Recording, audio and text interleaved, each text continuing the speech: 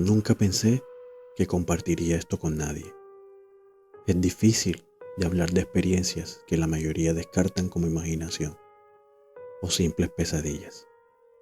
Pero lo que he vivido en las profundidades de la noche, en la soledad de mi apartamento, va más allá de cualquier explicación racional que haya intentado darme. Esta es mi historia, sin adornos ni exageraciones, solo la cruda realidad de lo que ocurre cuando el resto del mundo duerme.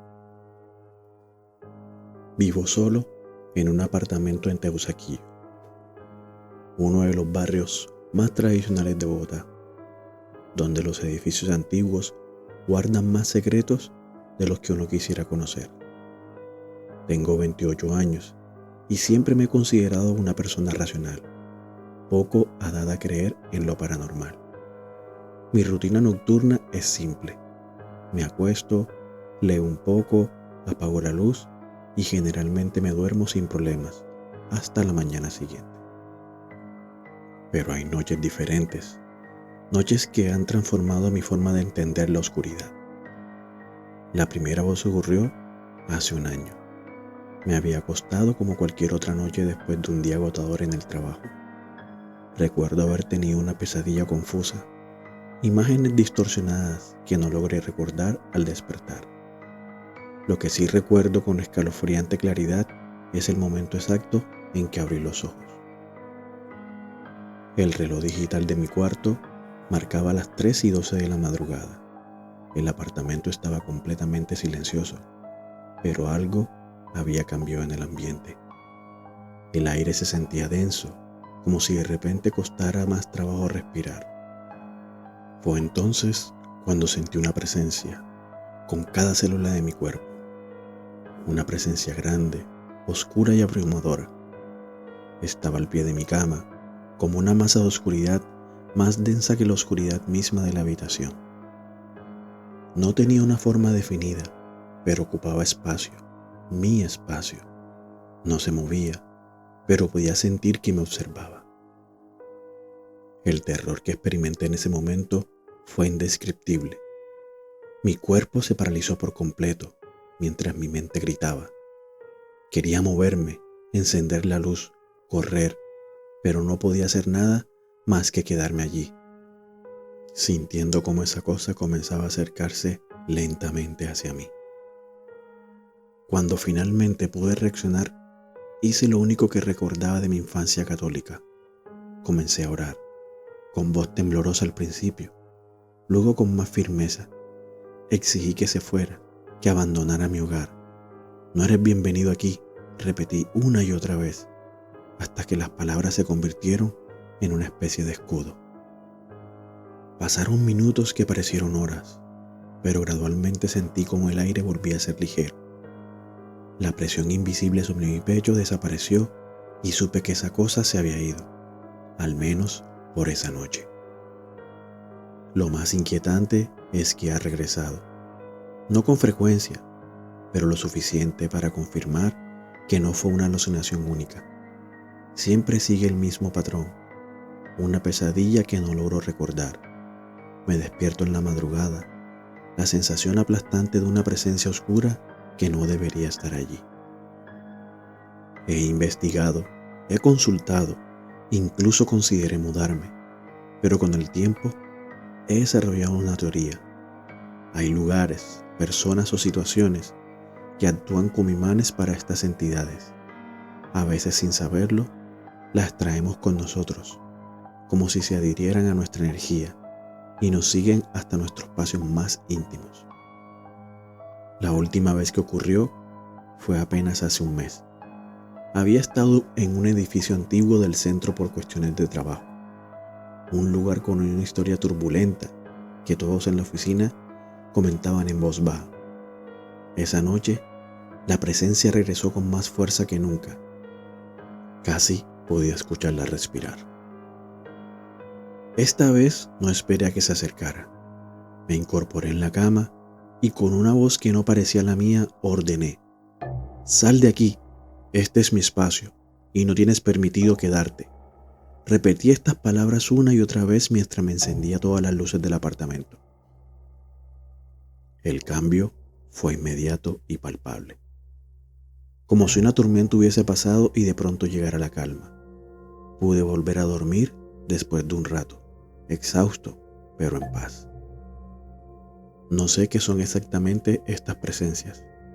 No puedo darles un nombre científico ni explicarlas con lógica, pero sé que son reales, tan reales como el teclado donde escribo todo esto ahora.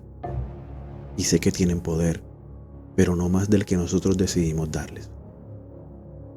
Si algo he aprendido de estas experiencias, es que nuestros espacios son nuestros y tenemos la autoridad para determinar qué energías permitimos en ellos. A veces, simplemente hay que recordárselo a las sombras que intentan quedarse más tiempo de lo debido. Ahora, cada vez que siento ese cambio en el ambiente, esa densidad en el aire, no espero a que la presencia se manifieste. Me adelanto, marco mi territorio, establezco mis límites y por ahora me ha funcionado. Pero siempre duermo con una pequeña luz encendida. Nunca se sabe cuándo intentaría regresar.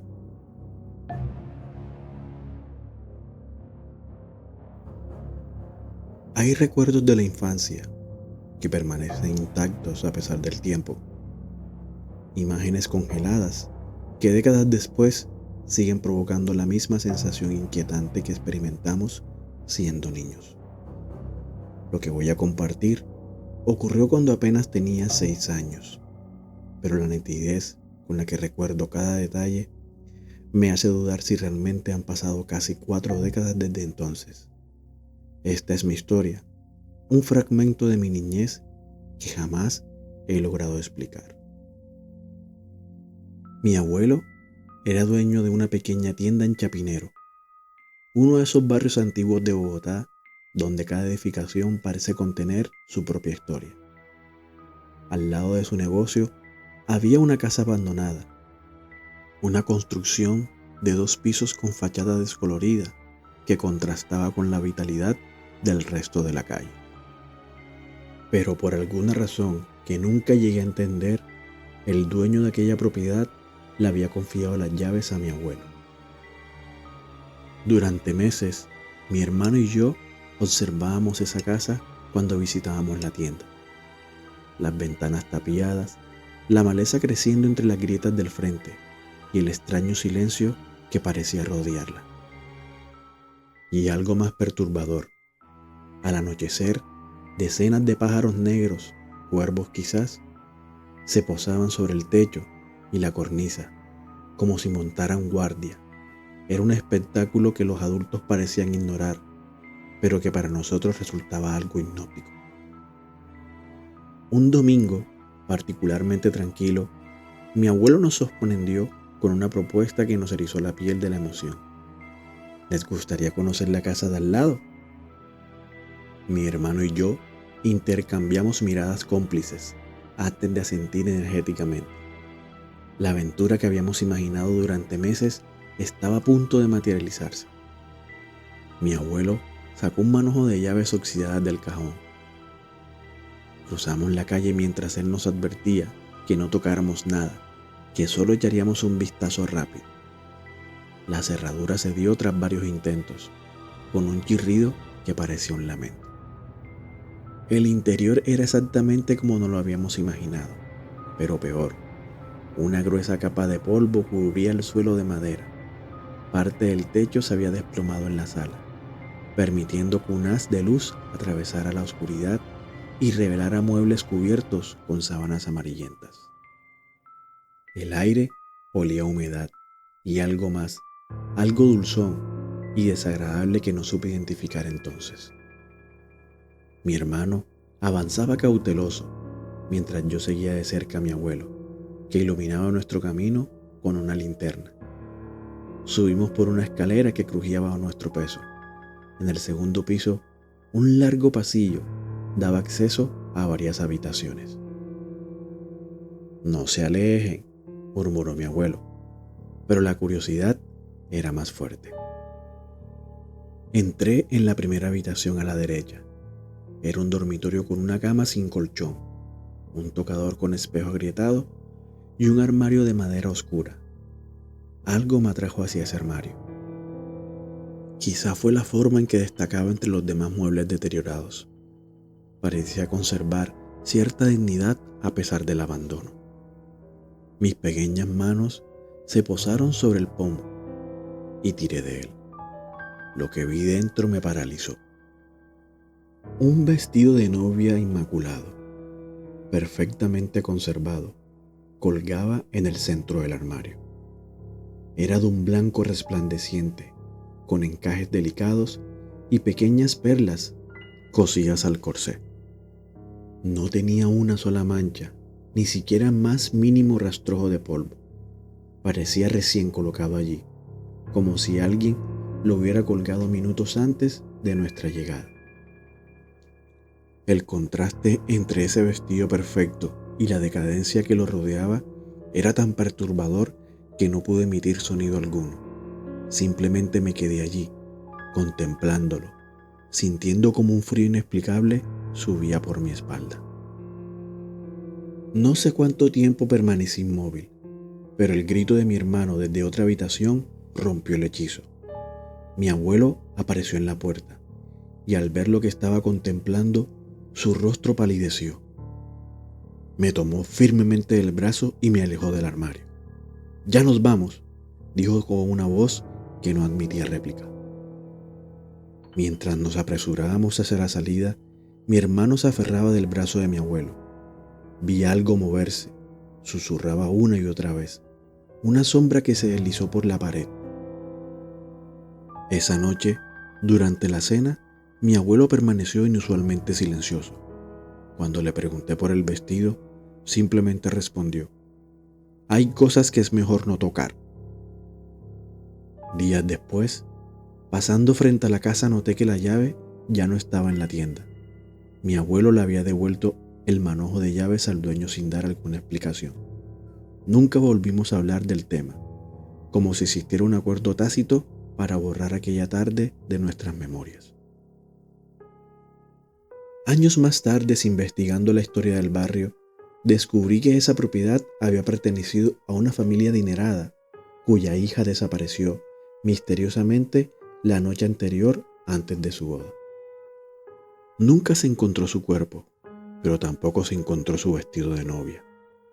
A veces, cuando paso por Chapinero, busco inconscientemente aquella casa. El barrio ha cambiado tanto que es imposible reconocer el lugar exacto. Pero en las noches de insomnio, puedo cerrar los ojos y ver con perfecta claridad aquel vestido inmaculado, suspendido en el tiempo, esperando una novia que nunca llegó al altar. A veces me pregunto si sigue allí, tan perfecto como 4 décadas atrás, o si aquello que mi hermano vio deslizándose por las paredes finalmente reclamó lo que le pertenecía.